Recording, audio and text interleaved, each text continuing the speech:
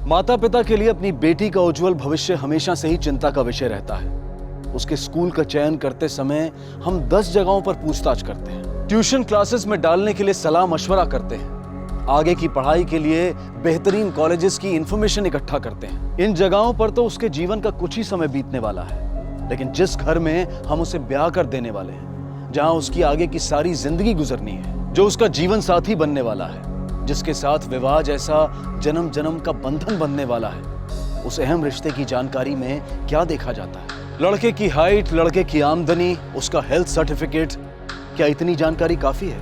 क्या हम इतना ही देखकर वो सब तो अनदेखा नहीं कर रहे हैं जो एक विवाहित जीवन को सफल बनाने की नींव होता है? कहीं ऊपरी चकाचौंध में आकर हम अपनी बेटी को अंधे कुएं में तो नहीं धकेल रहे? हमारी आज की कहानी भी एक ऐसी ही बेटी की है जिसकी जिंदगी में विवाह से ही शुरू हुई तबाही की दास्तां।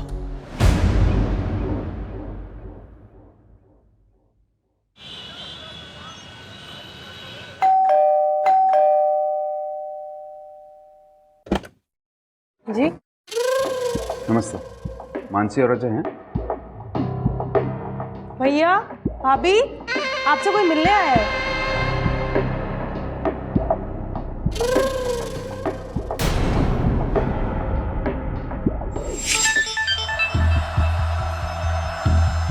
मेरे बिना कैसी लग रही है दूसरी सुहाग रात, अपनों पे सितम, गैरों पे करम, ये ठीक नहीं। सॉरी, मुझे लगा नहीं था कि सुहागरात इतनी लंबी होगी। क्या? आपको शादी की बहुत बहुत बधाई। वैसे कल रात को आपको अपने मोबाइल पे मेरा गिफ्ट तो आ ही गया होगा। अब से नो रिश्तेदार, नो फोन कॉल्स और नो चैटिंग, ओनली वाइफ। देखो, मेरे फोन ने भी हामी भर दी है।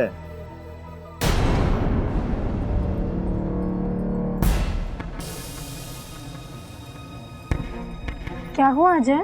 क्या है ये?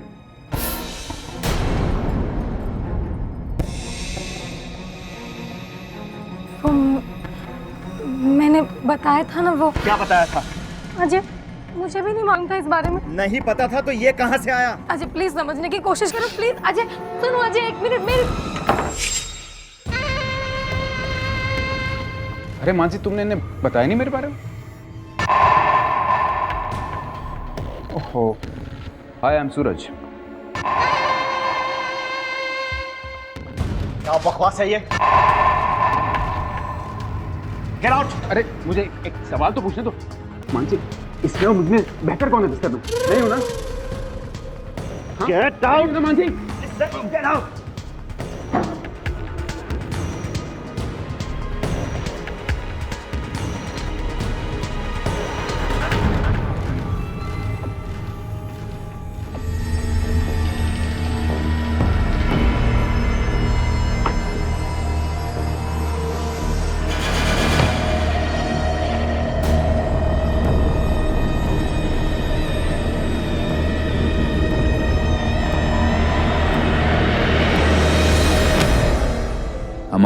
मेरा मतलब है तुम्हारी वाइफ का है, यहीं भूल गई थी, लौटा रहा हूँ। यकीन नहीं होता तो पहना के चेक कर लेना।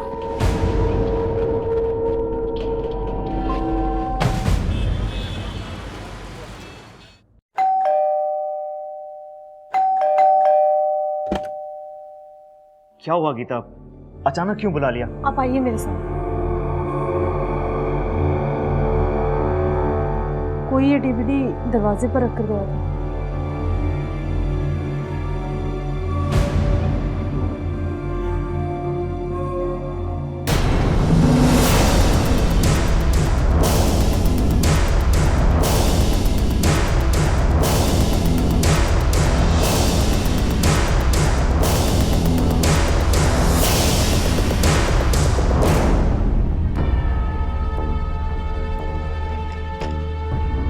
बस जानना चाहता था कि अपनी बीवी की खूबसूरती के बारे में आपका क्या ख्याल है।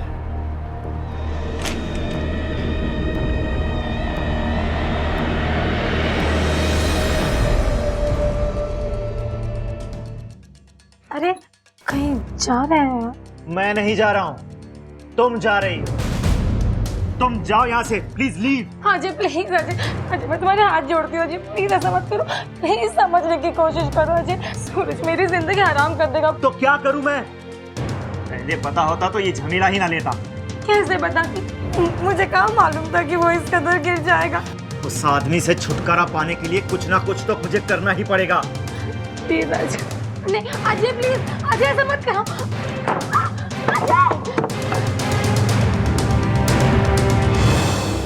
क्यों मानसी की दूसरी शादी भी आखिरी सांसें गिन रही है? इस रिश्ते को पनपे हुए अभी 1 महीना भी नहीं हुआ था। मानसी का पहला पति सूरज आखिर उससे क्या चाहता है? पति पत्नी के बीच के निजी रिश्ते की गरिमा को वो क्यों तार तार करने पर तुला है?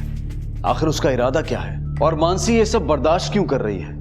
कहीं उसकी खामोशी में कोई गुनाह तो नहीं छुपा है? और अतीत का ये रिश्ता टूट कर भी अब तक टूटा क्यों नहीं है? उम्मीदें मुरझा गई थी, पर दर्द के कांटों की चुभन अब भी सीने में बाकी थी।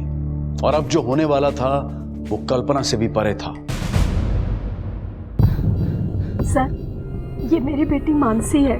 पिछले 2 दिनों से लापता है। पता नहीं कहाँ चली गई, कुछ बता के भी नहीं गई और कोई फोन भी नहीं किया सर। कोई परेशानी थी? वो 1 महीने पहले ससुराल से आई थी। इन दोनों के बीच कुछ खटपट हो गई थी। वो सर हमारे बीच में प्रॉब्लम्स चल रही थी, इसलिए वो मायके चली गई थी। प्रॉब्लम की कोई खास वजह? जी, सूरज, मानसी का पहला पति। मानसी की सेकंड मैरिज थी? ऐसा क्या करता था उसका पहला पति? सर बहुत ही गंदा आदमी है, उल्टे सीधे मैसेजेस भेजता है, गंदी तस्वीरें भेजता है। सर बहुत परेशान करता था वो मेरे बच्चे को। उसी से तंग आके मानसी ने उससे तलाक ले लिया, लेकिन उसके बाद भी वो कमीना चुप नहीं बैठा, हमेशा धमकाता रहता था उसे। पुलिस कंप्लेंट क्यों नहीं की? सर मानसी तैयार नहीं थी। जुर्म के बीच जब दिखाई दें तभी मसल देना चाहिए। खैर, आप बाहर जाके कंप्लेंट लिखवाइए। तो इनके घर के आसपास पता करो, तब तक मैं इस सूरज की खबर लेता हूँ।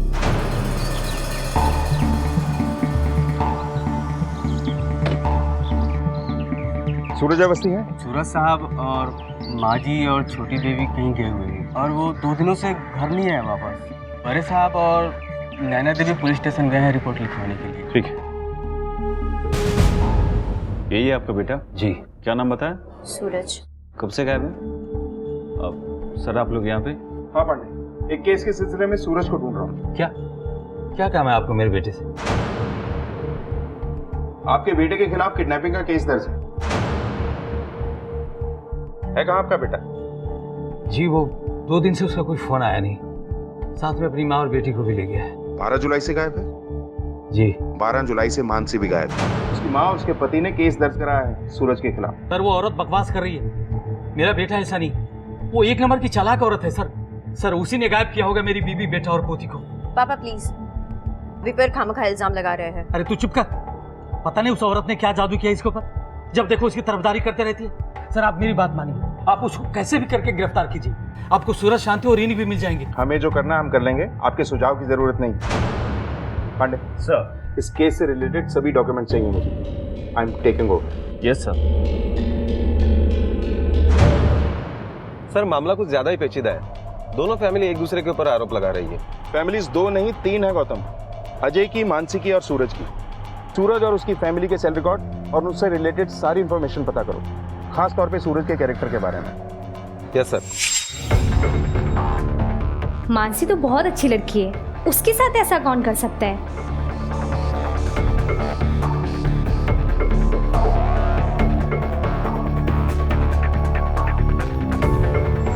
सर कहना तो नहीं चाहिए, लेकिन सूरज सर अपने आप को भगवान मानते हैं। अपने एम्प्लॉयज़ को भेड़ बकरियों की तरह ट्रीट करते हैं, कभी भी कहीं भी किसी की बेइज्जती कर देते हैं और किसी को भी जॉब पे से निकाल देते हैं। अपने एम्प्लॉयज़ के लिए उनका बिहेवियर बहुत ही खराब है।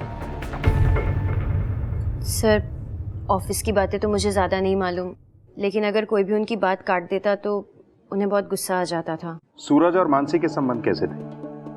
उस दिन आपके पिताजी मानसी के बारे में कुछ कह रहे थे। सर आप मेरे पिता की बातों पर तो बिल्कुल मत जाइए, वो हमेशा से भैया को ही सपोर्ट करते थे। असल में भाभी ने भैया का नहीं, भैया ने भाभी का जीना दूभर कर दिया था, इसलिए वो चली गई। लेकिन डाइवोर्स के बाद भी सूरज ने मानसी का पीछा नहीं छोड़ा। अगर मानसी इतना ही तंग थी तो उसने पुलिस कंप्लेंट क्यों नहीं की?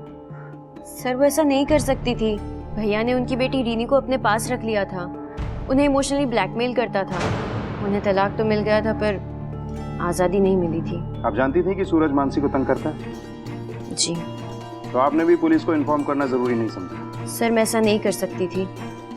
अगर भैया को पता चलता तो वो मेरे और समीर की जिंदगी भी हराम कर देते।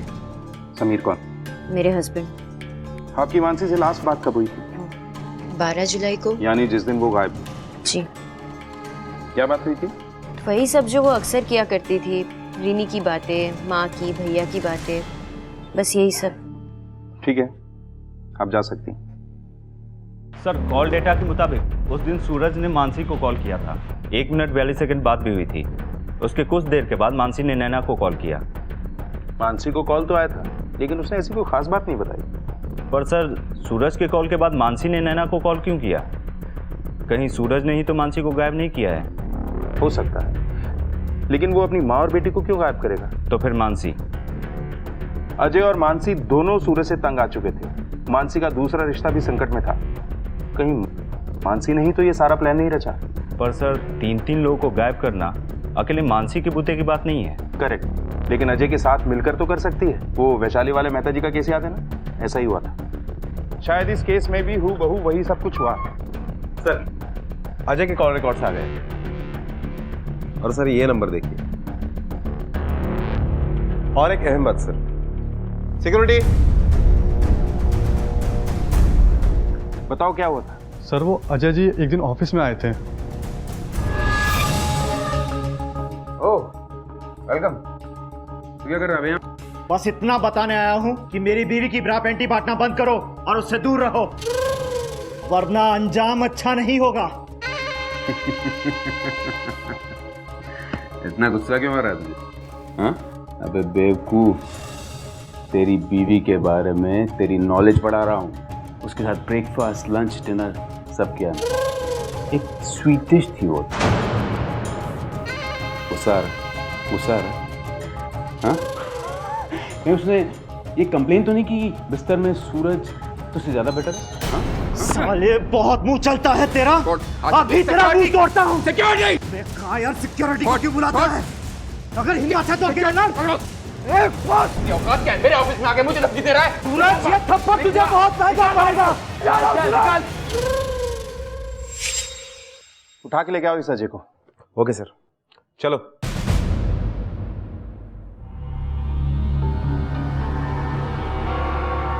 सूरज, शांति और रिनी कहाँ हैं? क्या किया उनके साथ? मैं भला कुछ क्यों करूंगा उनके साथ? बदला लेने के लिए। तू और मानसी तंग आ गए थे सूरज से, इसलिए तुम दोनों ने उसे रास्ते से ही हटा दिया। बता क्यों अगवा किया उन्हें और कहाँ रखा है? सर आप कुछ भी बोले जा रहे हैं, मैंने ऐसा कुछ भी नहीं किया। ये कॉल रिकॉर्ड्स हैं और इनसे साफ साफ जाहिर है कि तुम दोनों के बीच में बात होती रहती थी और एक बार तो तुम दोनों की लोकेशन भी एक ही पाई गई। सर मैं मानता हूं कि मैंने सूरज से एक बार बात की थी, लेकिन सिर्फ उसे समझाने के लिए कि वो इस तरह अपनी ज़िंदगी बर्बाद ना करे और मेरी और मानसी की लाइफ से दूर रहें।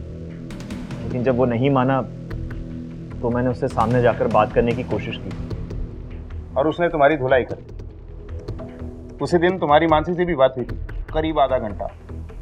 क्या बात हुई थी? कुछ नहीं, इस घटना को लेकर लड़ाई हो गई थी उससे। तुम्हारा अपमान तुमसे बर्दाश्त नहीं हुआ और तुमने उसे अपने रास्ते से हटा दिया। क्यों किया ऐसे?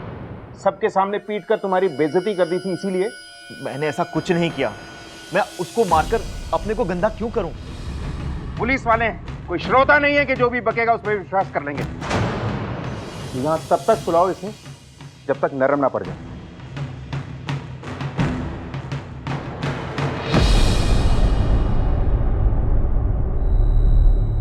कहीं इस मानसी को भी तूने ही तो ठिकाने नहीं लगाया, या वो भी इस सब में शामिल है तेरे साथ?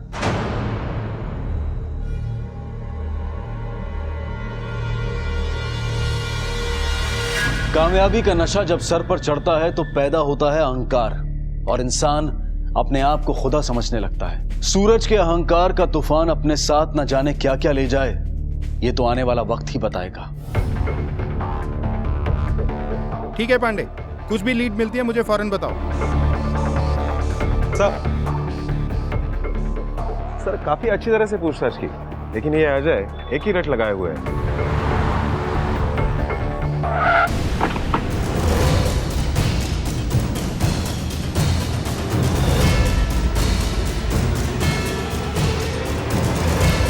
इंस्पेक्टर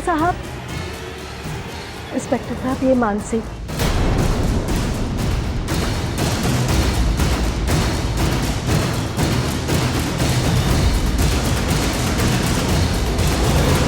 मानसी जी, अब तक कहाँ थे आप? मथुरा में अपने दोस्त के घर। बिन बताएं, आपको अंदाजा भी है यहाँ क्या क्या हो रहा है? जी सर, आज माँ से फोन पे पता चला, इसीलिए तो यहाँ आई हूँ। वैसे अचानक गायब क्यों हो गई थी यहाँ? सूरज के डर से सर। सूरज के डर से? फिर तो आपको बहुत पहले भाग जाना चाहिए था। वो तो एक अरसे से परेशान कर रहा है ना आपको। जी सर। वो ऐसा है, शादी से पहले आपको पता नहीं था? नहीं सर, शादी के बाद मुझे एहसास हुआ कि मैंने शादी सूरज से नहीं, डर से कर ली थी।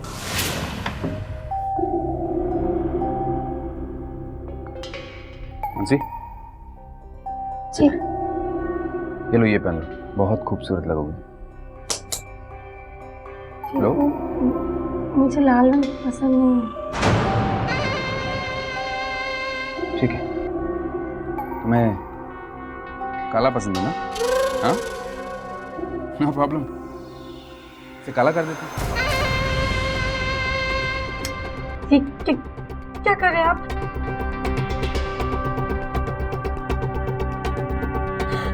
सर, वो अलग अलग तरीके से मुझे चोट देता था।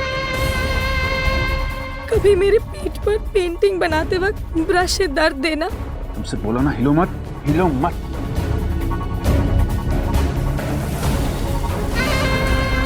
तो कभी घंटों घंटों मुझे पानी में खड़े रखना।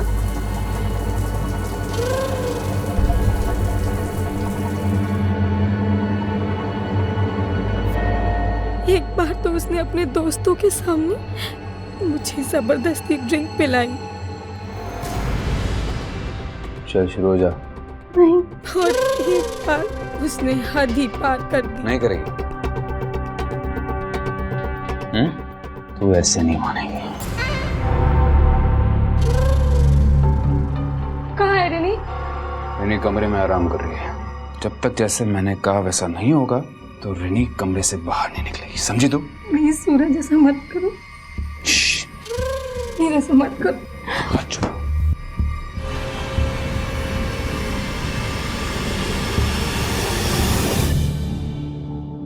चल चलो जा।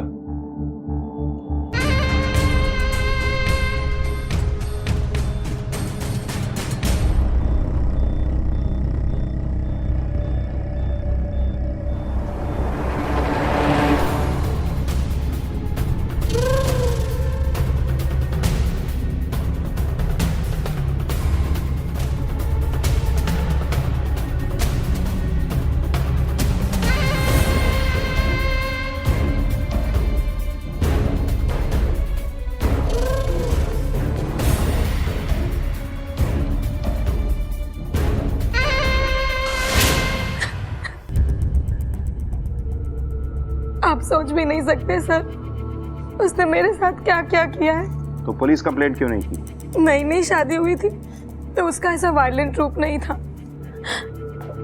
लेकिन मेरी बेटी रिनी के जन्म के बाद वो उसे लेकर धमकाने लग गया। घर में आपकी मदद किसी ने नहीं की? माँ जी और नैना की हमदर्दी थी मेरे साथ, लेकिन वो भी क्या करती सर। सूरज की तानाशाही पूरे घर पे थी, लेकिन सर जब मुझसे नहीं रहा गया तो मैंने घर छोड़ दिया। लेकिन उसने आपको नहीं छोड़ा, और जब आपसे रहा नहीं गया तो अजय के साथ मिलकर उसे गायब कर दिया। लेकिन अपनी सास और अपनी बेटी को क्यों? ये क्या कह रहे हैं आप सर? आपको लगता है कि सूरज को मैंने गायब किया? सर मैं भला अपनी ही बेटी को और माँ जी को क्यों गायब करूंगी? इसका जवाब तो आप दे सकती हैं, या फिर वो अजय। मुझे कुछ नहीं पता, और अजय ने कुछ नहीं किया है। वो बेचारा मेरा भला करने गया था, लेकिन वो खुद फंस गया। ठीक है, आप जा सकती हैं। लेकिन आगे से किसी के डर से भागने से पहले जरा पुलिस स्टेशन को याद कर लीजिएगा। गौतम, इनकी फ्रेंड का एड्रेस लो, वेरीफाई करते हैं। जी मैं एयर होस्टेस हूँ। उस दिन जब मानसी का कॉल आया तो मैं दिल्ली एयरपोर्ट पर थी। उसने कहा कि वो मथुरा जा रही है, मेरे घर रुकना चाहती है। मैंने कहा ठीक है, चाबी मेरे पड़ोस में है, ले लेना। दीक्षा जी, आप इंश्योर कर सकती हैं कि उस रात वाकई मानसी आपके यहाँ रुकी थी? सर मैं श्योर तो नहीं हूँ कि वो यहाँ रुकी थी या नहीं रुकी थी, क्योंकि उस वक्त मैं फ़्लाइट में थी। हाँ, पर उसने चाबी ज़रूर ली थी और 2 दिन बाद लौटाई भी थी, मेरी नेबर ने मुझे बताया। आप अपनी नेबर को बुला सकते हैं? सर इस वक्त तो वो घर पर नहीं है। ठीक है, अपना आईडी कार्ड दिखाइए और ऑफिस का नंबर दीजिए। Sure sir. वेरीफाई करो। जी सर, मानसी का यहाँ रहने का एलिबाई अच्छा तो है, लेकिन परफेक्ट नहीं है। कहीं ऐसा तो नहीं कि ये मानसी सारे खेल खेल रही है? Let's see. हाँ पांडे बोलो। क्या मथुरा रोड पर?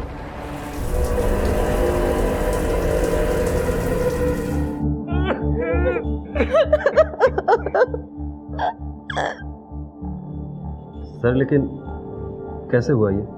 हम भी वही जानने की कोशिश कर रहे हैं।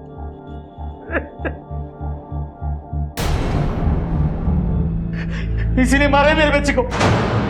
मैं तुझे छोड़ूंगा नहीं। पापा क्या कर रहे हैं आप? किसी कमीने ने मारा मेरे बेटे को। छोड़ के गई थी ना, अब क्या कर ले आई है? मैंने आपके बेटे के साथ कुछ नहीं किया, लेकिन इसके मरने का गम भी नहीं है मुझे। मैं यहाँ आई हूँ क्योंकि मुझे बुलाया गया है, पर मुझे अभी माँ और रिनी की बहुत फिक्र है। सर गिरफ्तार कर लीजिए, इसीने मारा है सूरज को।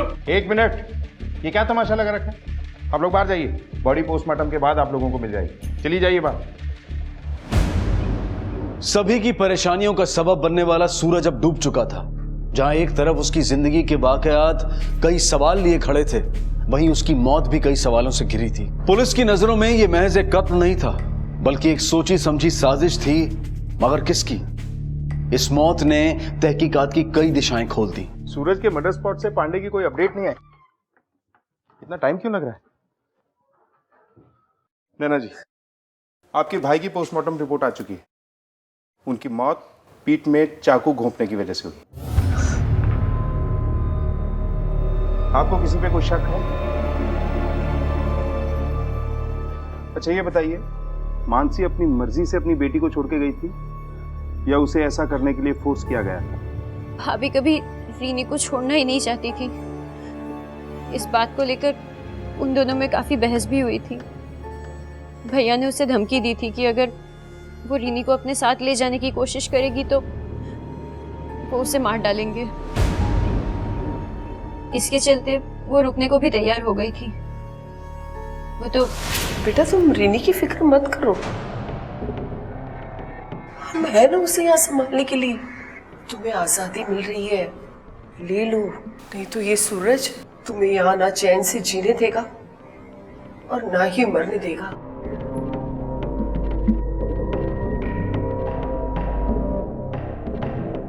फिर माँ ने जाके भैया से भी बात की।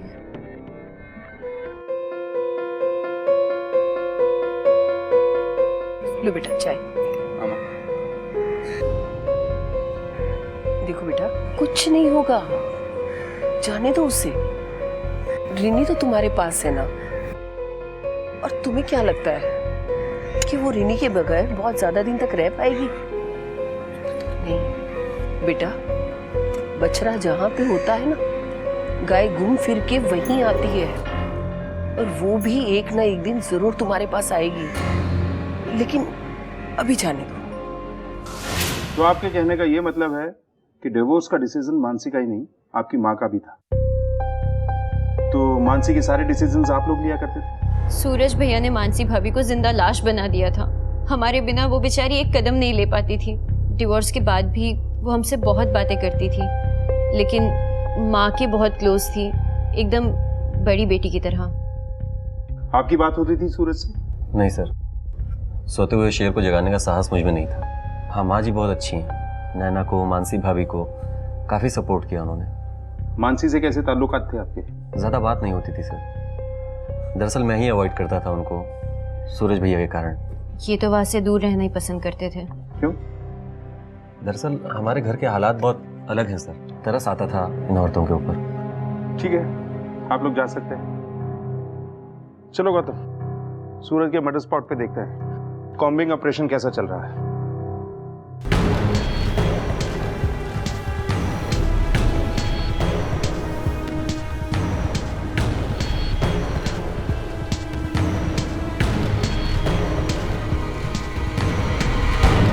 क्या अपडेट है पांडे? सर अभी तक कुछ भी नहीं मिला। अगर सूरज की माँ की भी हत्या हुई है तो हत्यारे ने उनकी लाश को जरूर यहीं कहीं ठिकाने लगाया होगा। ध्यान से ढूंढो। यस सर, ऑलमोस्ट 5 किलोमीटर के रेडियस में हमने छान मारा है और अभी भी ढूंढ रहे हैं। पर सर ऐसा भी तो हो सकता है कि उनका मर्डर हुआ ही ना हो सकता है, लेकिन तुम ढूंढना जारी रखो। जैसे कुछ पता चले मुझे अपडेट करो। Yes sir. गौतम, पांडे की बात में दम है। हो सकता है सूरज के अलावा कोई दूसरा मरा ही ना हो। मतलब ये कि शांति जी अपने बेटे से भी ज्यादा अपनी बहू मानसी के क्लोज थी। वो उसे अपनी बड़ी बेटी मानती थी। अगर एक बेटा बेटी को तकलीफ पहुंचाए तो माँ किसका साथ देगी? बेटी का। राइट, लगता है यही हुआ है। पहले उन्होंने मानसी को अपने बेटे से छुटकारा दिलवाया, फिर उसकी बेटी विनी को छुटकारा दिलवाने के लिए कहीं मानसी के साथ मिलकर ही तो ये नहीं किया। Hello, what? ठीक है, हमारे क्या हुआ सर? रामपुर पुलिस स्टेशन को एक बॉडी मिली है जो मिसेस शांति से मैच करती है। बंद कर अपनी ये नाटक। तूने सूरज के साथ साथ शांति की भी जान ले ली, इसीलिए मारा है अपनी बेटी को और कहीं फेंक दिया है। बस कीजिए पापा, बस कीजिए। माँ को खोने के बाद भी आप नहीं सुधरे। एक्सक्यूज मी प्लीज, आप लोग ये झगड़े बाहर जाके कीजिए। जाइए यहाँ से।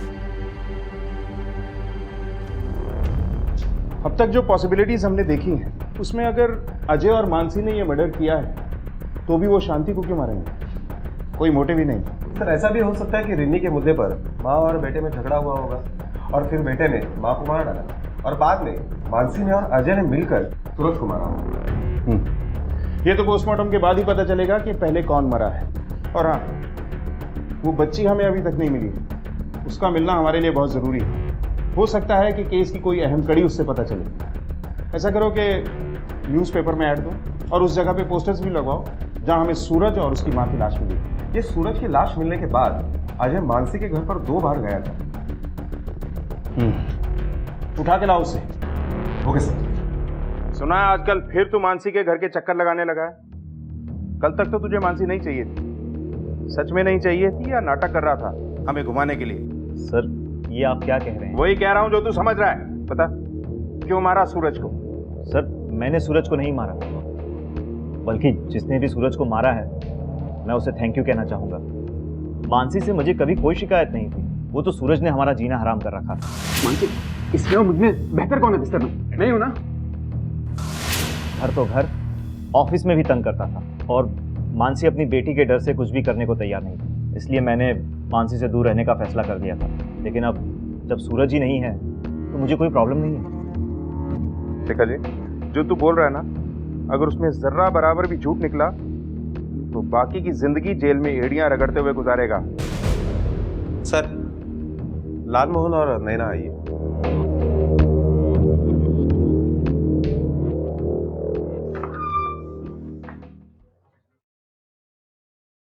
लालमोहन जी, आपकी नजर में ऐसा कोई है जिसे आपके बेटे और आपकी बीवी की मौत से कोई फायदा हो?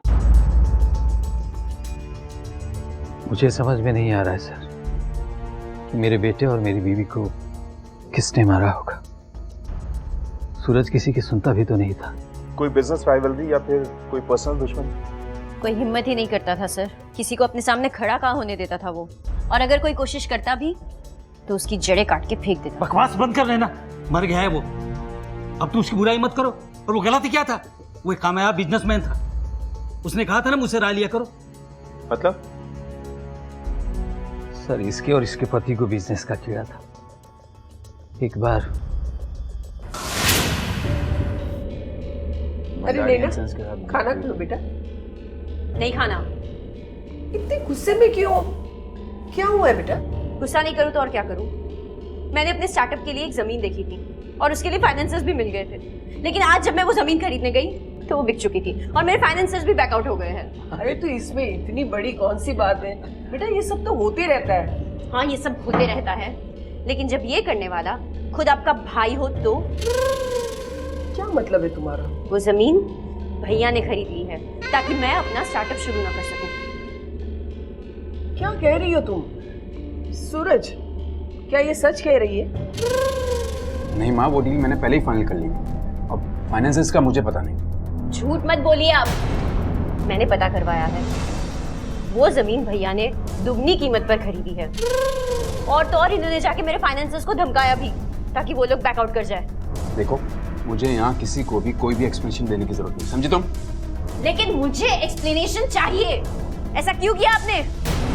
खबरदार अगर मेरे सामने आवाज ऊंची की तो और मेरे सामने कोई सवाल किया तो अपनी औकात में रह, समझी तू? और नहीं रह सकती ना, get lost from here, get lost. खाना खाइए आप लोग। फिर क्या हुआ? फिर क्या सर, आज तक किसी की चली है उसके सामने? इनकी भी कहाँ चलती है, इनको भी सुना देता था वो। ठीक है, आप लोग जा सकते। सर, पोस्टमार्टम रिपोर्ट आ गई है। शांति की मौत गला दबाने से ही हुई है। सूरज के मौत के आसपास ही शांति की मौत हुई है। गौतम, इस नैना पे नजर रखो। लेकिन सर, ये नैना अपनी माँ को क्यों मारेगी? ये शुरू से ही कुछ ज्यादा ही शुगर कोटेड है। Okay sir. तहकीकात के सिरे उलझते जा रहे थे, शक के दायरे फैलते जा रहे थे, लेकिन पुलिस के हाथ अब तक कोई ठोस सबूत नहीं लगा था। पुलिस की आखिरी उम्मीद थी रिनी पर क्या वो जिंदा है? और अगर है तो कहां है?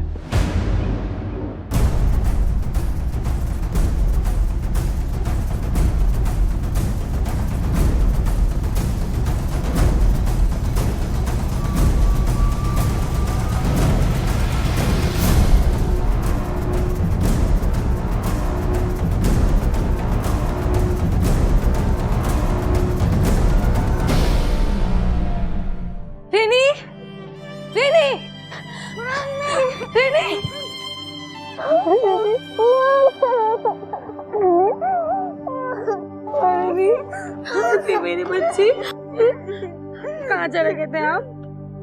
अब ठीक हो? मामा को छोड़ के कहाँ चले गए थे आप? सर, जिस तरीके से ये बच्ची मानसी को लिपट रही है, मुझे नहीं लगता कि इस कत्ल में मानसी का कोई हाथ होगा, वरना ये बच्ची काफी डरी हुई होती।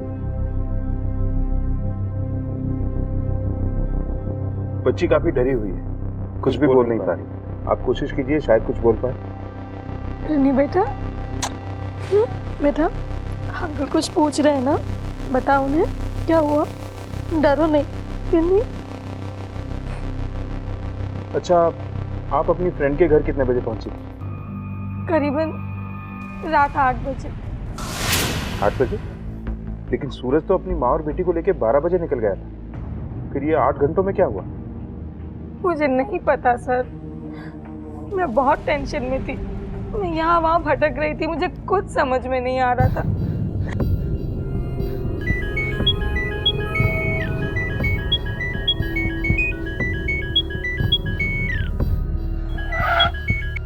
हेलो, कौन बोल रहा है?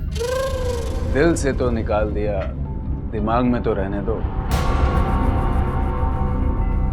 सूरज, क्यों फोन किया तुमने? मैंने एक पेपर पे क्या साइन कर दिया, तुमने तो अपनी जिंदगी से बेदखल कर दिया मुझे। सूरज, तुम मुझे अपनी जिंदगी अपने दिमाग से क्यों नहीं निकाल देते? मैं तो निकाल दूंगा मानसी, लेकिन ये कैसे निकालेगी? नहीं बेटा, मम्मी बात करना चाहती है आपसे, बात करो। लो मम्मी, रिनी, आपको बाले हो, मुझे आपकी याद आ रही है। बेटा, बहुत प्यार करती है ना तू अपनी बेटी से। देखता हूँ तू उसे बचाने के लिए क्या कर सकती है। या तो तू मेरे साथ वापस आएगी या तो तेरी बेटी की लाश। हेलो सूरज, हेलो सूरज, हेलो। एक पल के लिए तो मैंने सोचा कि मैं उस घर में वापस चली जाऊं, बर्दाश्त कर लूं सब कुछ अपनी बच्ची के लिए। मैंने सोचा मैं नैना से इस बारे में डिस्कस करूं। हाँ, मैंने आपको बताया तो था कि उस दिन शाम को मानसी भाभी का फ़ोन आया था। मगर आपने मुझे ये बात नहीं बताई कि वो वापस घर आना चाहती थी, लेकिन आपने उसे भागकर कहीं छुप जाने की राय दी। कैसे बताती? मैंने मानसी भाभी से वादा किया था। आपके अलावा किसी और को भी पता थी ये बात?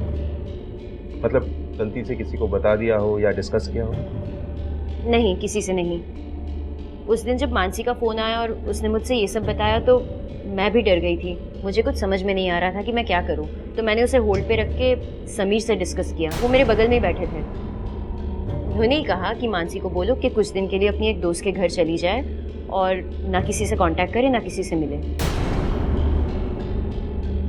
समीर यानी आपके हस्बैंड? जी।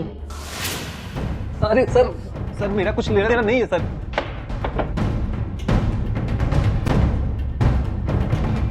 सर ये मुझे फंसाने की साजिश है। मेरा कोई हाथ नहीं इसमें सर, मेरा कोई लेना देना नहीं है इससे। जरा लड़की को लेके आओ।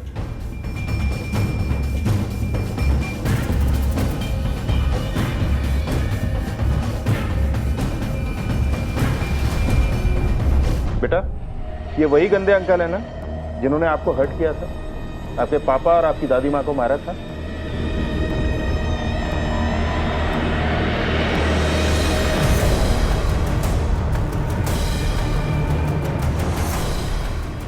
अरे सर बच्ची का क्या भरोसा सर। आप बच्ची को लेके जाओ। अरे सर वो बच्ची सर कुछ भी बोल रही है। तुम इतने चालाक तो निकले कि तुमने अपना फोन बंद रखा, लेकिन वो नंबर जो तुमने अपने ऑफिस के पियोन के नाम पर लिया था उसने हमें तुम्हारे दरवाजे पर खड़ा कर दिया। उस दिन तुम्हारी लोकेशन सूरज के साथ ही थी, तुम सूरज के साथ ही थे। यही नहीं, तुम्हारी उससे फोन पे बात भी हुई थी।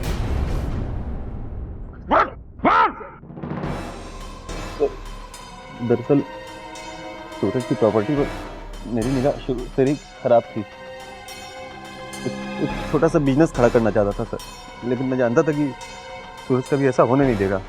एक बार नैना के थ्रू भी मैंने स्टार्टअप की कोशिश की थी, लेकिन उसने सब चौपट कर दिया। मेरे रिश्तेदारों के सामने भी कई बार उसने मेरा अपमान किया, तब भी मैं चुप रहा, कुछ नहीं कहा। लेकिन जब मुझे पता चला कि सूरज मानसी को जबरदस्ती वापस लाने वाला है और मानसी भी भागने वाली है, तो मुझे मौका मिल गया। हाँ सूरज भाई, खबर एकदम पक्की है। मानसी ने खुद नैना को फोन करके ये बताया था कि वो कहाँ छुपी हुई है। आप ऐसा करो, आप मुझे मथुरा रोड मिलो, मैं आपको लेके चलता हूँ। और सूरज भाई एक बात और, नैना से ना कुछ डिस्कस मत करना, वो मुझे सुनाती रहेगी। वैसे भी आपका चापलूसी कहती है वो मुझे। ठीक है, आता हूँ। पर वो बेवकूफ था, अकेले नहीं आया, माँ जी को और रीनी को साथ मिलाया। उसको लग रहा था कि रीनी के सहारे वो मानसी को और अच्छे से ब्लैकमेल कर लेगा। मथुरा का सफ़र लंबा था, इसलिए माँ जी को ले लिया उसने। फिर हम उसकी गाड़ी में बैठ कर निकल गए और मैंने सुनसान जगह देखकर टॉयलेट के बहाने गाड़ी रुकवाई।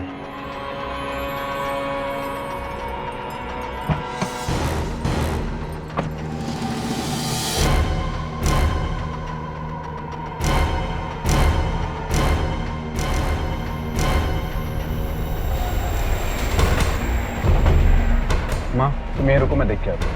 हाँ बेटा देखो।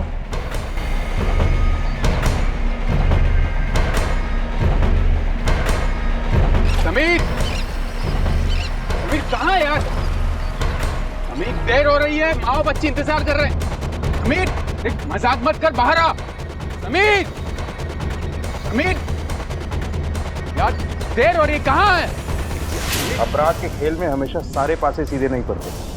इस मासूम बच्ची ने तुम्हें आइडेंटिफाई कर दिया।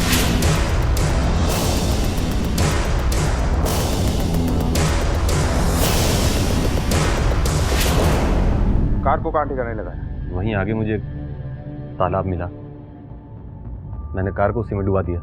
नफरत हो या लालच, जब ये जुर्म की राह पे निकलता है ना, तो अंजाम बस एक ही होता है, तबाही।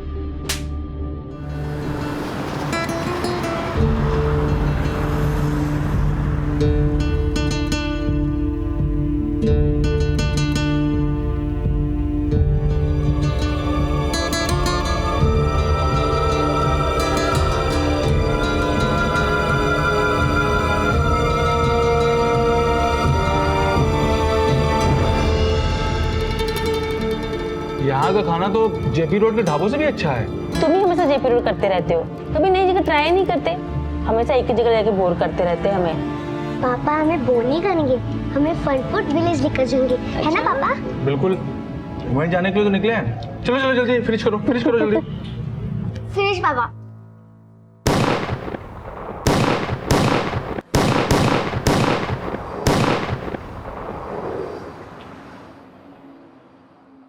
कुछ ही पलों में रविन का हंसता खेलता परिवार मौत की आगोश में चला गया। अचानक हुए इस हमले में 7 बेकसूर लोग मारे गए। कौन थे ये हमलावर और मरने वालों का क्या कसूर था?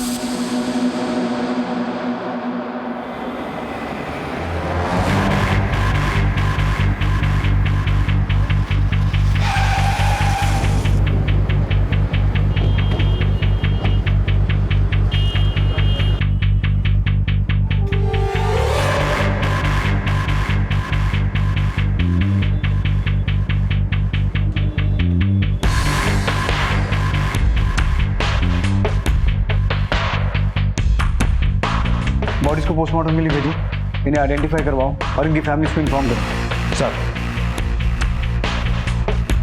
हॉस्पिटल लेके जाओ, सेव हिम क्विक। किलर्स 3 लड़के थे, क्रिकेट यूनिफॉर्म में, बाइक पे आए थे। आरटीओ बोथ, बीट चौकी, हर जगह अलर्ट भेजो, क्विक। सर।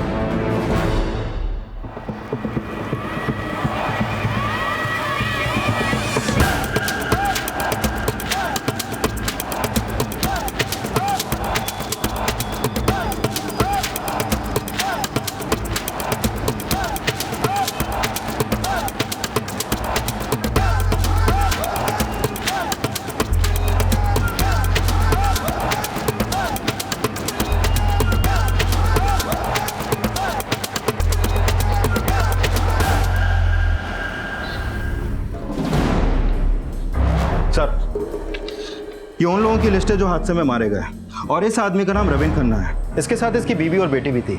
विकासपुरी का रहने वाला है, फैमिली में और कोई भी नहीं है सर। इस फैमिली के अलावा ये जो लोग हैं, ये कौन है? सर, ढाबे के 2 वेटर्स के अलावा 3 लोग और थे जो खन्ना फैमिली के आगे वाले टेबल पर बैठे थे। पहला अश्विन दीवान बिल्डर्स का मालिक। दूसरा वरुण बलियान, सोशल वर्कर। लेकिन सर, तीसरे की बॉडी आइडेंटिफाई नहीं हुई है। वरुण बलियान, ये नाम कुछ सुना सा लग रहा है। सर, ये एकता पार्टी के प्रदेश अध्यक्ष धीरेन बलियान का छोटा भाई है। तो कहीं इन मर्डर्स के पीछे कोई पॉलिटिकल कनेक्शन तो नहीं है, या फिर कोई लैंड माफिया गैंग? सर, मुझे लग रहा है किलर्स के टारगेट पे वरुण, अश्विन या फिर उस तीसरे आदमी में से कोई एक है, या फिर ये तीनों। लेकिन फायरिंग में खन्ना फैमिली और ढाबे के लोग भी शिकार हुए हैं। वर्मा, टारगेट पे खन्ना फैमिली भी हो सकती है। एक काम करो, ये जितने भी लोग हैं सबका बैकग्राउंड चेक करो, पता करो इनका आपस में कोई कनेक्शन तो नहीं है। Okay sir. और वो जो 3 किलर्स क्रिकेट यूनिफॉर्म में देखे गए थे, उनकी कोई इन्फॉर्मेशन मिली? नहीं सर, अभी कुछ पता नहीं चला है।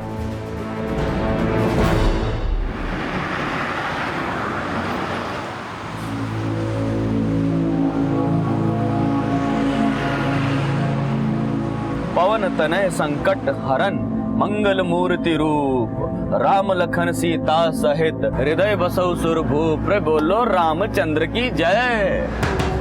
रे भाई जय तो बोल दो। जय। सूरज, ये थारा यार तो जमा पड़ा है। अरे बोलो तो भैया, अभी छोरे को ठर्रा पिला के गरम कर दे। अच्छा, लदी घाटे। अरे सुबह हंसता खिलता निकला था, वो अब नहीं रहा। ये सुन के धक्का सा लग रहा है। आपके भाई वरुण के साथ ये है वो। आप पहचानते हैं इसे? ये कौन है? मुझे नहीं पता ये कौन है। और अश्विन दीवान? देखिए, वरुण तो समाज सेवक था, एक एनजीओ चलाता था। रोजाना कई लोगों से मिलना जुलना था उसका। तो मुझे पता नहीं ये दोनों उस वक्त वरुण के साथ क्यों थे। हमें पता चला है कि किलर्स 3 लड़के थे क्रिकेट यूनिफॉर्म में। तो आपको क्या लगता है, वरुण के एनजीओ में ऐसा कोई है? नहीं, वरुण के एनजीओ में ऐसा कोई नहीं हो सकता। वरुण लाला अमरनाथ कॉलेज का ट्रस्टी था। तो उस कॉलेज का कोई स्टूडेंट जिसकी वरुण से कोई दुश्मनी हो? दुश्मनी तो बलराम यादव निकालना चाहता था वरुण से। बलराम यादव, शक्ति पार्टी वाले? हाँ जी। क्यों? वो वरुण के एनजीओ ने पिछले साल जल विभाग में जो धांधली हुई थी, बलराम यादव ने जो की थी, उसका पर्दाफाश किया था। तब से बलराम यादव की आंखों का कांटा बन गया था वरुण।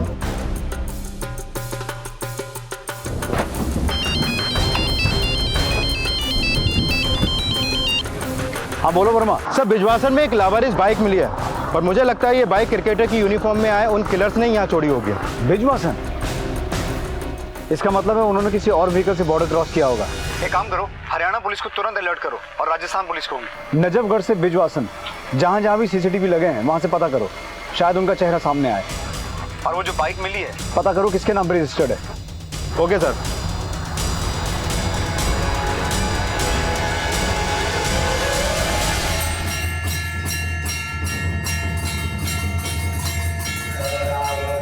सिर्फ श्रद्धालु लोग रुकते हैं यहाँ पे, छिपड़ेंगे वास्ते इससे अच्छी जगह ना मिलेगी।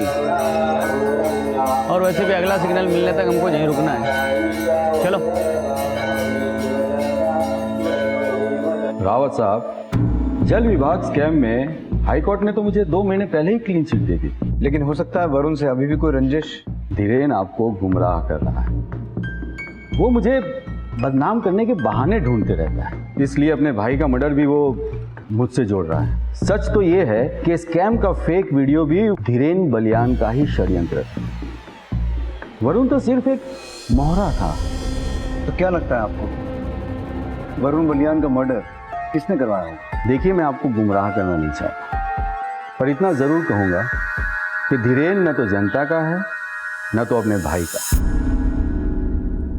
सर मैंने लाला अमरनाथ कॉलेज में पूछताछ की, लेकिन ऐसा कोई स्ट्रॉन्ग लीड नहीं मिल रहा जिससे इस कॉलेज के किसी भी स्टूडेंट पर शक किया जा सके। वरुण बलियान और अश्विन दीवान, इनके कॉल रिकॉर्ड्स क्या बताते हैं? सर ये देखिए, सर ये दोनों पिछले 2 साल से कांटेक्ट में थे और वरुण का अश्विन के ऑफिस में भी जाना जाना था। तो फिर धीरेन ने अश्विन को पहचानने से मना क्यों किया? कहीं ऐसा तो नहीं कि ये धीरेन अश्विन को भी जानता था और उस तीसरे आदमी को भी? एक काम करो वर्मा, धीरेन और बलराम, इन दोनों के कॉल रिकॉर्ड्स निकालो। हमें इनकी दुश्मनी का एंगल क्रॉस वेरीफाई करना पड़ेगा, और ये भी कि वरुण के अलावा अश्विन और उस तीसरे आदमी से इनका क्या कनेक्शन था। Okay sir. अच्छा वर्मा, अश्विन के कॉल रिकॉर्ड्स में कोई भी ऐसा आदमी नहीं है जो उस तीसरे आदमी को आइडेंटिफाई कर सके और इन मर्डर्स के मोटिव को समझने में हमारे काम आए? हाँ सर, एक नाम है जिससे हमें काफ़ी कुछ पता चल सकता है। कौन? रोशनी चौटाला। ये पहले लैंड रेवेन्यू डिपार्टमेंट में थी और अश्विन ने लैंड क्लियरिंग में इसकी काफ़ी हेल्प ली थी। सर ये दिल्ली महिला मंडल की मेंबर भी है। कापासाइडा में इसका संपर्क कार्यालय है जहां से ये अनऑफिशियली रियल एस्टेट में डील करती है। हाँ विनोद। ओके, तुम सीसीटीवी फुटेज लाओ। सर एक पेट्रोल पंप की सीसीटीवी फुटेज में ट्रिपल राइडर क्रिकेटर्स कैप्चर हुए हैं, शायद ये वही किलर्स हों।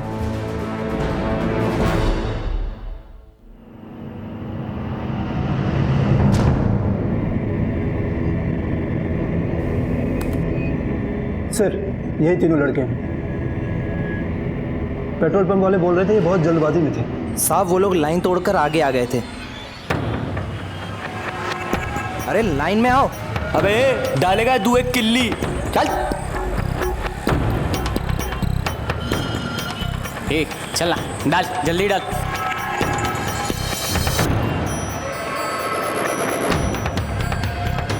आंधी की तरह आए और तूफान की तरह चले गए। रविंद्र खन्ना के बयान और इन तीनों के बिहेवियर से तो ये लगता है कि किलर्स यही होंगे, लेकिन सीसीटीवी के इस एंगल से इनका चेहरा ठीक से दिखाई नहीं दे रहा। सर मैंने पेट्रोल पंप वाले से इनका हुलिया जानने की कोशिश की। उन्होंने कैप और चश्मा पहन रखा था, इसलिए वो पहचान नहीं सका, लेकिन उसका कहना था कि उनकी यूनिफॉर्म बिल्कुल नहीं थी, जैसे शोरूम से वो पहन के निकले हो।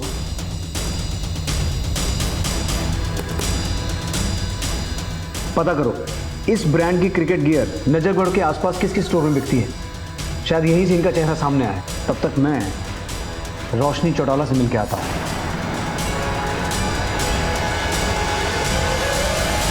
क्या अग्रवाल साहब, 20 करोड़ की एग्रीकल्चर लैंड खरीद के 50 करोड़ की इंडस्ट्री लगाएंगे और लैंड क्लियरिंग के लिए 40 लाख भी नहीं दे सकते? हद करते हो। लेकिन 40 थोड़ा ज्यादा है, थोड़ा कुछ कम। ज्यादा दोगे तभी तो जादू होगा। और वैसे भी ये 40 लाख आगे चल के आपके ही तो काम आने वाले हैं। भाई विधानसभा चुनाव जीतकर आप जैसे लोगों की तो सेवा करनी है कि नहीं? सो तो है। एक मिनट। हाँ बोल। रावत, ठीक है भेज दे भीतर। ज्यादा मत सोचिए अग्रवाल साहब, पैसा भेज दीजिए, काम हो जाएगा। ठीक है, भिजवा देता हूँ। ये हुई ना बात।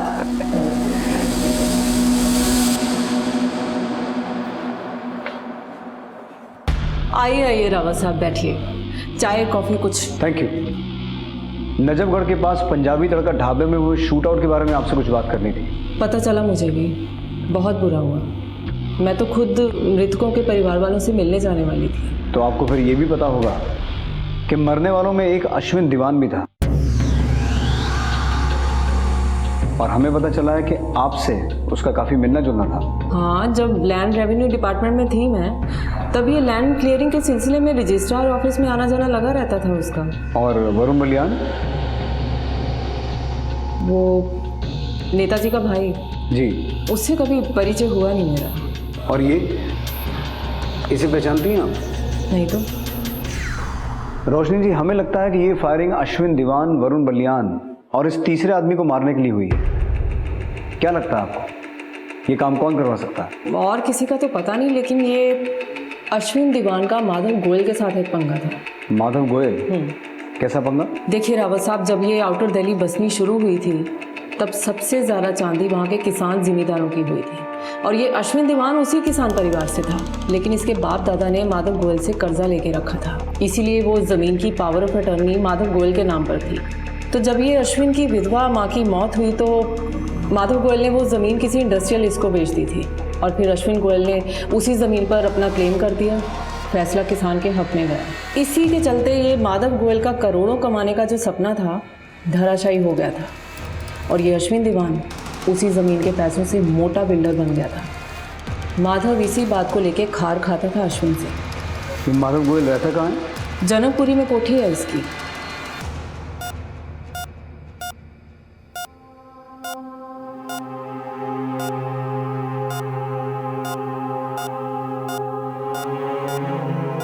एक तरफ इस घटना का इकलौता चश्मदीद गवाह और विक्टिम रविन जिंदगी और मौत से जूझ रहा था, वहीं दूसरी ओर शक की सुई चारों ओर घूम रही थी। सब एक दूसरे पर शक जता रहे थे, लेकिन पुलिस के हाथ अभी कोई अहम सुराग नहीं लगा था।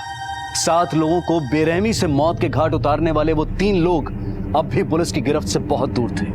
लेकिन इसी दौरान पुलिस के हाथ उन 3 बाइक सवार हमलावरों के बारे में एक क्लू लगा।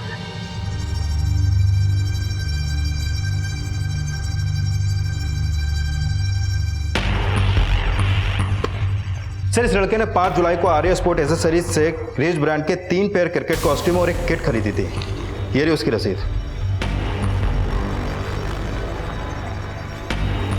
मतलब साफ है वर्मा, ये लड़का और इसके दोनों साथी ढाबे पे आए। एक टेबल पे अश्विन, वरुण और वो तीसरा आदमी बैठे हुए थे। उनके ठीक पीछे रविन खन्ना और उसकी फैमिली, और ढाबे वाले 2 आदमी शायद वहीं कहीं आसपास अपना काम कर रहे होंगे। इन तीनों ने सडनली फायरिंग शुरू कर दी, या फिर कोई 2, या हो सकता है ये तीनों ही हो। और इनकी गोलियों का शिकार खन्ना फैमिली और वो ढाबे वाले भी बन गए। इस लड़के की फोटो सभी थानों में भिजवाओ और पता करो इसका कोई क्रिमिनल बैकग्राउंड तो नहीं है। सर। हाँ बोलो। सर, माधव गोयल के घर पे ताला लगा है और उसका फोन भी स्विच ऑफ है। पड़ोसियों से पूछताछ की तो पता चला मर्डर के पिछली रात से ही वो गायब है। ठीक है, माधव गोयल हत्या वाले दिन से गायब है। इसका मतलब रोशनी चौटाला का शक सही था। सर, उसने अश्विन दीवान के मर्डर का शक तो माधव गोयल पर जताया है, पर वरुण बलियान और उस तीसरे शख्स के मर्डर का इसमें क्या तार जुड़ा हो सकता है? अब ये सारे तार तो तभी जुड़ेंगे वर्मा, जब ये तीनों लड़के हमारे हाथ लगेंगे। के बोलो, जोर से बोलो, के बोलो, जय माता दी। अरे भाई जोर से तो बोल दे। अरे के जोर से बोलूं यार, भूख लगी से। चल ले ढाबा भाई खाना खाने। भंडारा चालू होगा सत्संग के बाद, तब ठूस लेना जितना खाना है। भूख लगी है। अरे जोर से बोलो, जय माता दी। सारे बोलो, जय माता दी। के बोलो। सर, माधव गोयल पिछले 15 साल से रियल एस्टेट में डील कर रहा था, और 1 महीने पहले अश्विन दीवान और इसके बीच एक लैंड डिस्प्यूट को लेकर केस चल रहा था। लेकिन सर, माधव गोयल का कोई क्रिमिनल बैकग्राउंड नहीं है, और इसकी फोन लोकेशन के हिसाब से भी इसका नजफगढ़ में भी आना जाना नहीं था। इसके business areas Palam, Delhi cantt, नांगढ़, जनकपुरी और लाजवंती गार्डन है। वरुण बलियान और बलराम यादव से इसका कोई कनेक्शन? नहीं सर, ऐसा कुछ सामने नहीं आया है। एक बात बहुत खटक रही है। धीरेन ने वरुण की हत्या का शक बलराम यादव पे जताया, लेकिन अश्विन और उस तीसरे आदमी के बारे में कुछ नहीं बोला। वहीं रोशनी ने अश्विन की हत्या का शक माधव गोयल पे जताया, लेकिन वरुण और उस तीसरे आदमी के बारे में कुछ नहीं बोली। और इन दोनों के सस्पेक्ट एक उत्तर तो दूसरा दक्षिण। कहीं ऐसा तो नहीं कि रोशनी और धीरेन की दिशाएं मिली हों और ये दोनों मिलकर हमें भटका रहे हो? सर मुझे लग रहा है जब तक वरुण और अश्विन के साथ आया तीसरा आदमी आइडेंटिफाई नहीं होगा तब तक ये केस भूल भुलैया में अटका रहेगा। भूल भुलैया में फंसकर ही पजल सॉल्व होते हैं वर्मा, और ये हमें भटकाने वाले जिस दिन हमारे जाल में फंसेंगे ना, इन्हें जेल में सांप सीढ़ी खेलना भी नसीब नहीं होगा। सर, डॉक्टर का फोन आया था, रविन खन्ना खतरे से बाहर है, अब हम मिल सकते हैं। Let's go. अब तक जितने भी नाम और सुराग सामने आए थे वो इस सामूहिक हत्याकांड को कोई भी दिशा नहीं दे पा रहे थे, लेकिन पुलिस की उम्मीद तब जागी जब रविन को होश आया। सर, मैं बड़ी मुश्किल से अपनी फैमिली के लिए वक्त निकाल पाता हूँ। उस दिन हम लोग हफ्तों बाद घूमने के लिए निकले थे। मैंने सोचा था कि आज अमृता और खुशी की सारी शिकायत दूर कर दूंगा, हम लोग खूब एंजॉय करेंगे। लेकिन जब हम लोग खाना खा रहे थे तभी वहां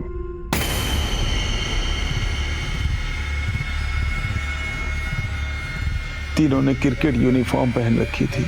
उनमें से एक ने आकर हमारे सामने वाले टेबल पर किसी का नाम पूछा। अश्विन दीवान? मैं हूं, तू कौन?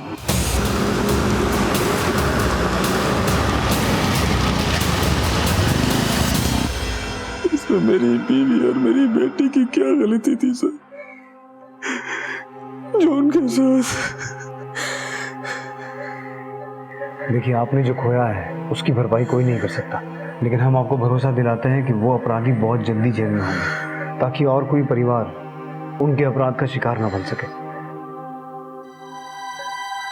वो जो 3 लड़के थे उनमें से एक ये भी था क्या?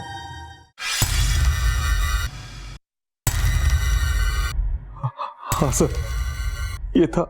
जो और 2 लड़के इसके साथ थे, आप हमारे स्केच आर्टिस्ट को उनका हुलिया बता सकते हैं? सर, मैंने उन लोग को देखा तो था, लेकिन मुझे उनका चेहरा ठीक से याद नहीं है। लेकिन हाँ, उसके बारे में बता सकता हूँ जो टेबल के पास आया था। रविन खन्ना के बयान के मुताबिक किलर्स ने पहले अश्विन को आइडेंटिफाई किया और फिर फायरिंग शुरू की। इसका मतलब है कि वो कॉन्ट्रैक्ट किलर्स थे जिनके टारगेट पे अश्विन था, और हत्या से ठीक 1 दिन पहले माधव गोयल का गायब हो जाना।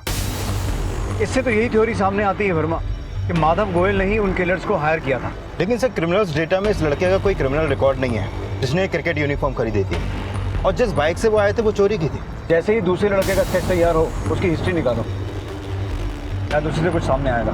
सर, मुझे लगता है इन किलर्स तक पहुंचने के लिए हमें मीडिया की हेल्प लेनी चाहिए। एक काम करो, एक प्रेस नोट जारी करो। Okay sir.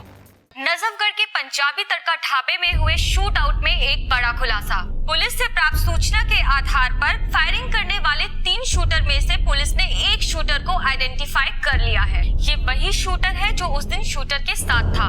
अगर इसके बारे में आपके पास कोई भी सूचना हो तो आप पुलिस हेल्पलाइन नंबर पर संपर्क करें। हेल्पलाइन नंबर है 18000। सूत्रों के हवाले से ये खबर मिली है कि इस हत्याकांड में किलर्स के टारगेट पे दीवान बिल्डर्स के मालिक अश्विन दीवान थे, जिसके साथ एकता पार्टी के प्रदेश अध्यक्ष धीरेन बलियान का छोटा भाई वरुण बलियान भी था। ऐसा माना जा रहा है इस हत्याकांड के पीछे बिजनेसमैन माधव गोयल का हाथ है, जो हत्या वाले दिन से फरार है।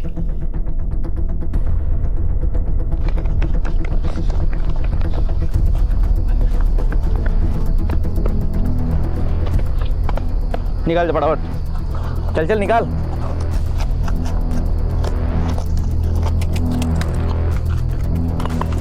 चल जल्दी। सर, ये हिस्ट्री शीटर है, सूरज नाम है इसका, हिसार का रहने वाला है। सर, इसकी पहचान होते वो क्रिकेट यूनिफॉर्म खरीदने वाले की पहचान हो गई। प्रमोद नाम है उसका, और सूरज के ही गांव का है। सर, ये दोनों पिछले 2 हफ्ते से गांव नहीं पहुंचे हैं, और इन दोनों के फोन भी बंद है। हो सकता है वो तीसरा किलर भी हिसार का ही हो। सर, मैंने हिसार पुलिस में दोनों की इन्फॉर्मेशन भेज दी है, शायद तीसरे का भी कोई सुराग मिल जाए।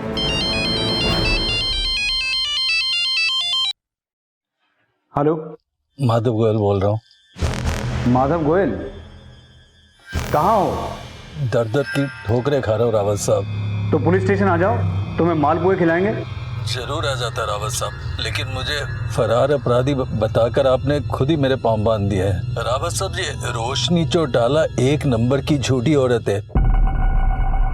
उसने आपको ये तो बता दिया कि अश्विन के साथ मेरी कहा सुनी हुई थी, लेकिन ये नहीं बताया कि वरुण बलियान दीवान बिल्डर्स में स्लीपिंग पार्टनर था। उन दोनों ने मुझे मिलकर चीट किया और उनकी मदद की इस रोशनी ने। तो तुम ये कहना चाहते हो कि ये मर्डर्स तुमने नहीं करवाए? बिल्कुल नहीं। अब प्रताप लहरी को ढूंढिए, वो भी गायब है। कौन प्रताप लहरी?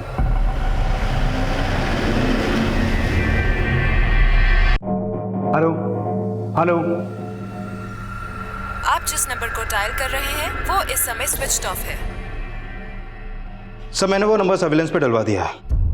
कोई फायदा नहीं है वर्मा, अब तक उसने सिम फेंक दिया होगा। पर सर ये माधव गोयल ने फोन क्यों किया? अपनी सफाई दे रहा था कि इन हत्याओं के पीछे वो नहीं है। तो फिर कौन हो सकता है? उसका इशारा तो रोशनी चौटाला की तरफ था, लेकिन उसकी बातों से ऐसा लग रहा था कि टारगेट वरुण या अश्विन में से कोई एक नहीं बल्कि दोनों थे, और नाम उसने किसी प्रताप लहरी का भी लिया। प्रताप लहरी? पता करो वर्मा, इस नाम के आदमी का इस केस से क्या नाता हो सकता है। एक तरफ नामों की लिस्ट बढ़ती जा रही थी और दूसरी तरफ किलर्स अलर्ट हो चुके थे। ना तो अब तक किलर्स के हाइडआउट का पता चल पाया था और ना ही ये पता चल पाया था कि मरने वालों में से किलर्स के टारगेट पर कौन था। हर बढ़ता दिन पुलिस के लिए मुश्किलें और प्रेशर दोनों बढ़ाने वाला था।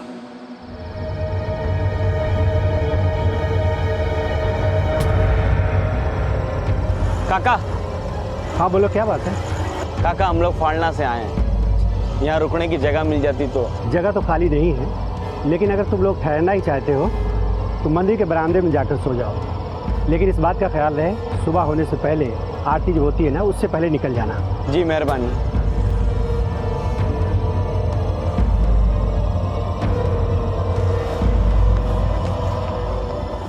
बहुत बहुत बधाई रोशनी भाई। अरे धन्यवाद धन्यवाद। अग्रवाल साहब, बधाई तो आप मुझे उस दिन दीजिएगा जिस दिन विधानसभा का टिकट मिल जाएगा। अरे ये महिला मंडल की अध्यक्ष तो वैसे भी मुझे ही बनना था। रोशनी जी, आपके बधाई समारोह में खलल डालना चाहता हूँ। आपसे कुछ पूछताछ करनी है। पूजा।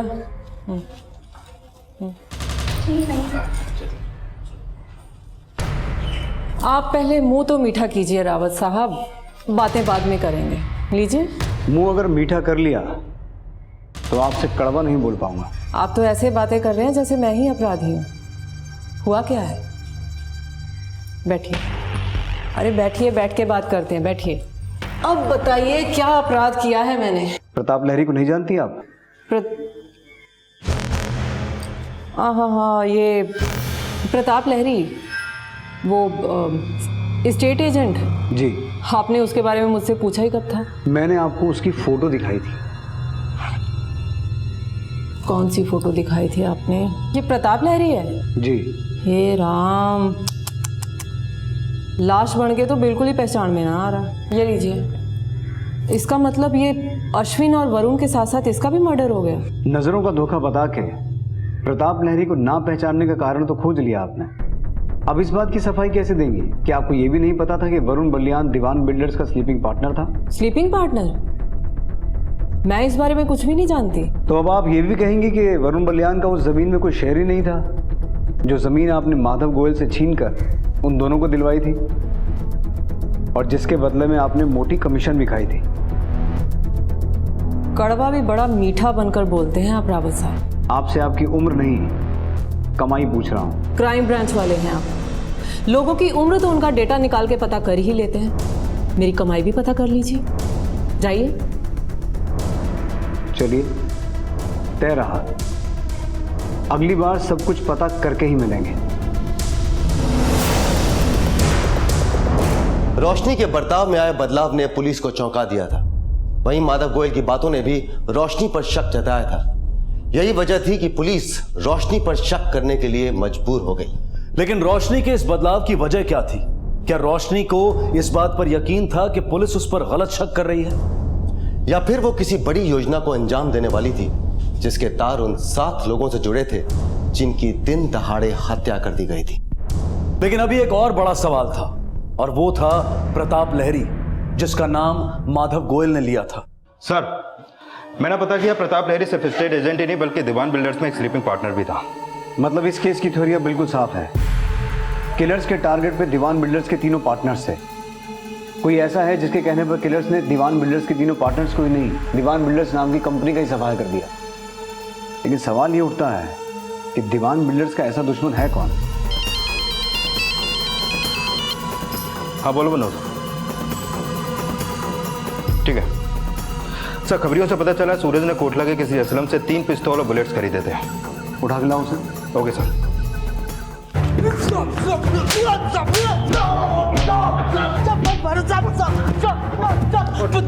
मैं बताता हूँ साहब, मैं बताता हूँ। हाँ साहब, मैंने इस सूरज को हथियार बेचे थे। कब बेचे थे? 2 हफ्ते पहले। उसको मेरा नंबर कहाँ से मिला मुझे नहीं पता, बस उसने पैसे दिए और मैंने उसे हथियार बेच दिए। किस नंबर से फोन किया था?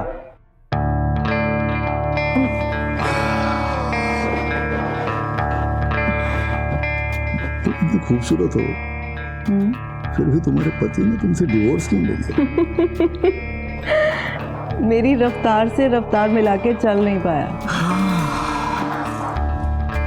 तुम्हारी रफ्तार से रफ्तार मिलाना वैसे भी आसान काम नहीं है। अब आपका हाथ पकड़कर चलने की सोची है तो आपसे आगे तो नहीं बढ़ूंगी। तुम जिसका हाथ थाम लेते हैं उसे हमेशा अपने नीचे ही रखते हैं। नीचे ही सही, आपकी छत्र छाया में तो रहेंगे। अरे आपकी मुस्कुराहट तो बता रही है कि कप्पा सेड़ा का टिकट तो मुझे ही मिलेगा। सर, असलम ने जो नंबर दिया था वो पिछले 2 हफ्ते से बंद है, लेकिन 2 दिन पहले सिर्फ 5 मिनट के लिए ऑन हुआ था। तब उसकी लोकेशन जयपुर के एक मंदिर की थी।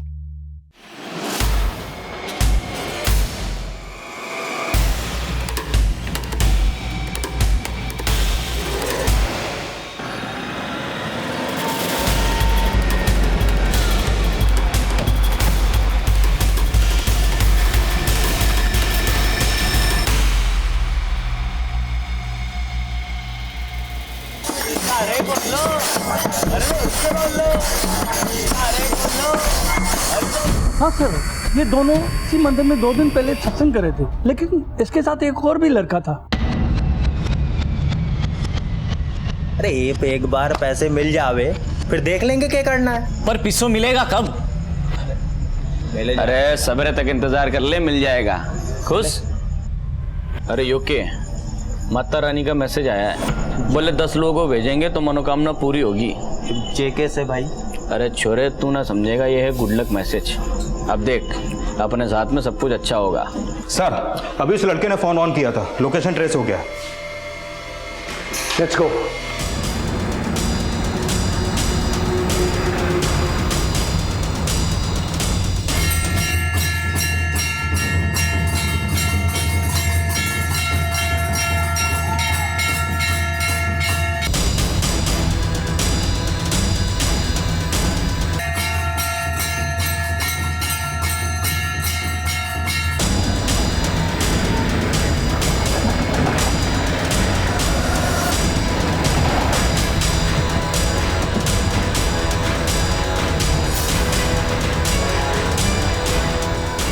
उन लोगों के पास गन्स हैं, लेकिन मंदिर है, जब तक मैं ना कहूं तो गोली नहीं चलाएगा। सर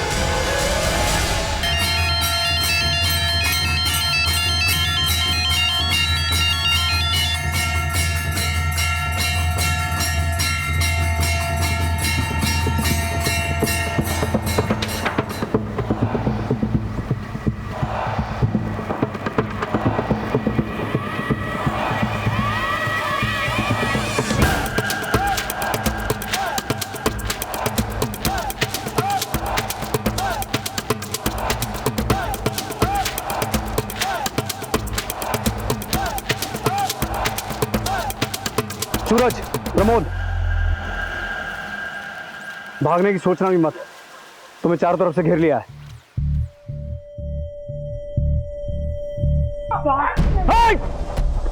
बी केयरफुल, उनके पास बंदूकें हैं।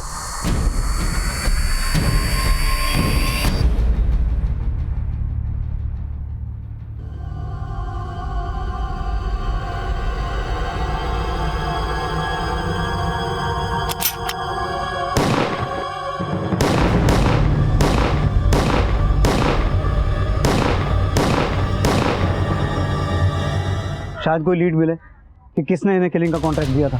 सर,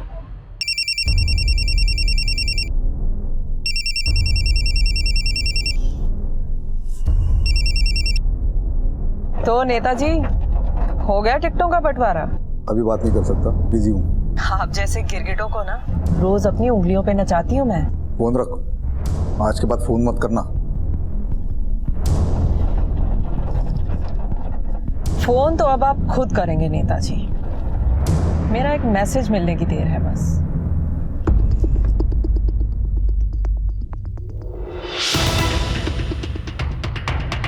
सर, वो तीसरा किलर नमन था। अभी 1 महीने पहले ही वो जेल से पेरोल पे छूटा है। ये तीनों का लीडर था और इसने ही सूरज से असलम को कॉल करवाया था। उस नंबर के कॉल रिकॉर्ड से पता चला कि ये लगातार एक नंबर से टच में था।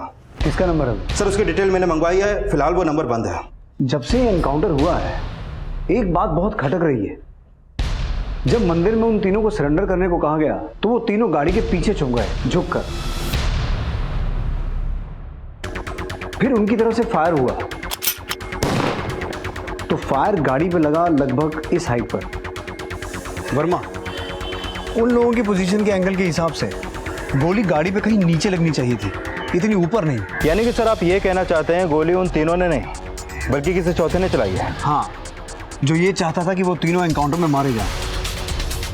और हो ना हो वर्मा, ये चौथा आदमी वही था जो नमन से लगातार फोन पे बात कर रहा था।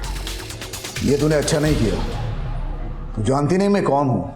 जानती हो ना, आपकी ताकत का अच्छी तरह से अंदाजा है मुझे। इसीलिए तो नेताजी आपकी नस पकड़ी है मैंने। नेताजी, मैं अच्छी तरह से जानती हूँ आप बहुत इज्जतदार हैं, पर क्या है ना, मैंने भी तो आपको अपनी इज्जत सौंपी है ना?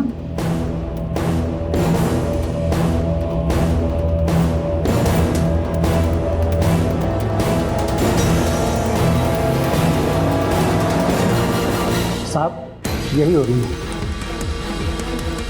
ठीक है, तुम जाओ। ओके।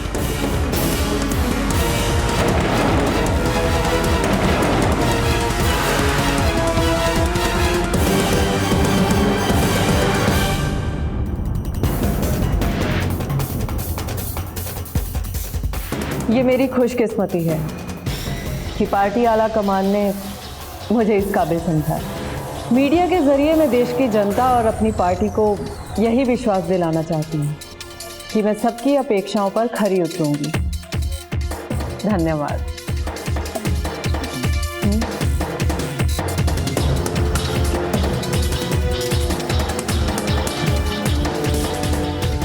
सुनिए,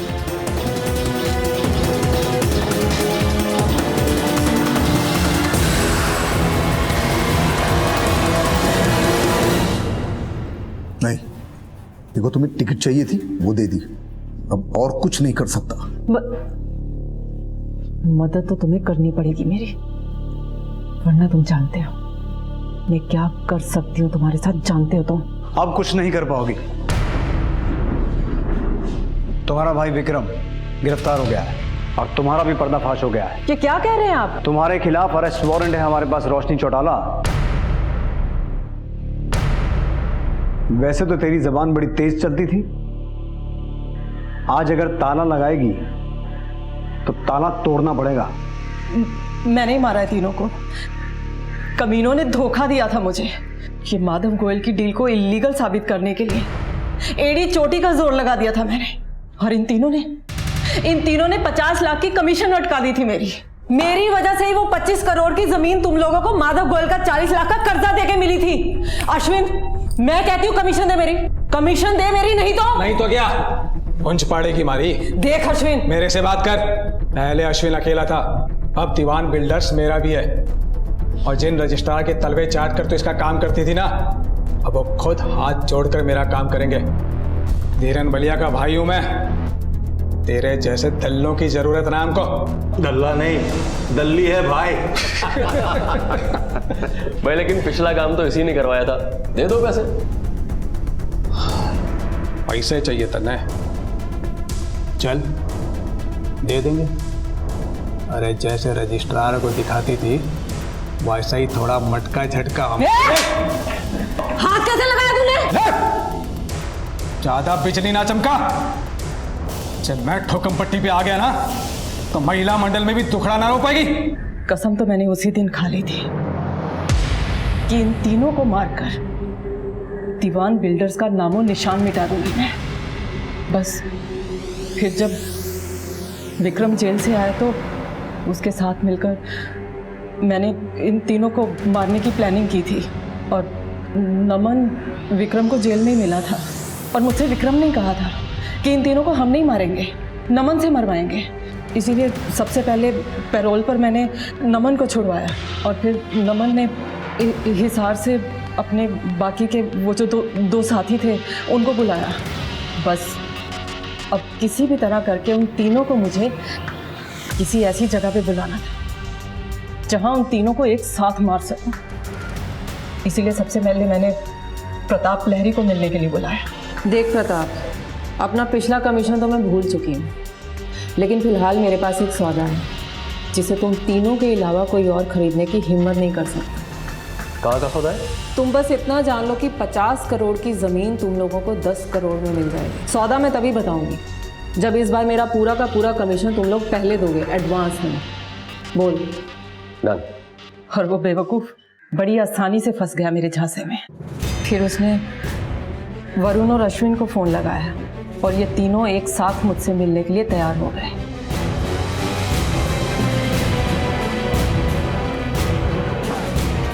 अश्विन दीवान?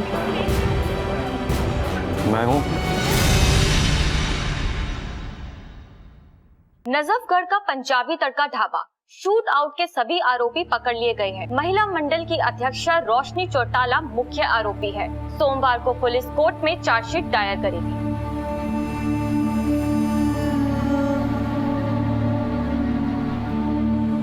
हमारे देश में इंडियन आर्म्स एक्ट के अंतर्गत गन पॉलिसी बहुत स्ट्रिक्ट है, लेकिन अभी भी ऐसे कई राज्य हैं जहां पर इन जानलेवा हथियारों की खुलेआम खरीद फरोख्त होती है। हमारी सरकार से ये गुजारिश है कि वो गन पॉलिसी को और भी स्ट्रिक्ट बनाए ताकि किसी और बेकसूर को अपनी जान न खोनी पड़े, वरना वो दिन दूर नहीं जब हमारे देश का हाल भी पश्चिम देशों की तरह होगा। थैंक यू राजीव, आज आप हमारे साथ क्राइम पेट्रोल के इस एपिसोड में आए। Thank you so much Anoop, मुझे यहाँ पर आकर बहुत अच्छा लगा। मुझे लगा कि मैंने भी कुछ कंट्रीब्यूट किया है। आप लोग देखते रहिए क्राइम पेट्रोल। अब मैं अनूप सोनी आपसे विदा लेता हूँ, फिर मुलाकात होगी अगले एपिसोड में जुर्म की एक और कहानी के साथ।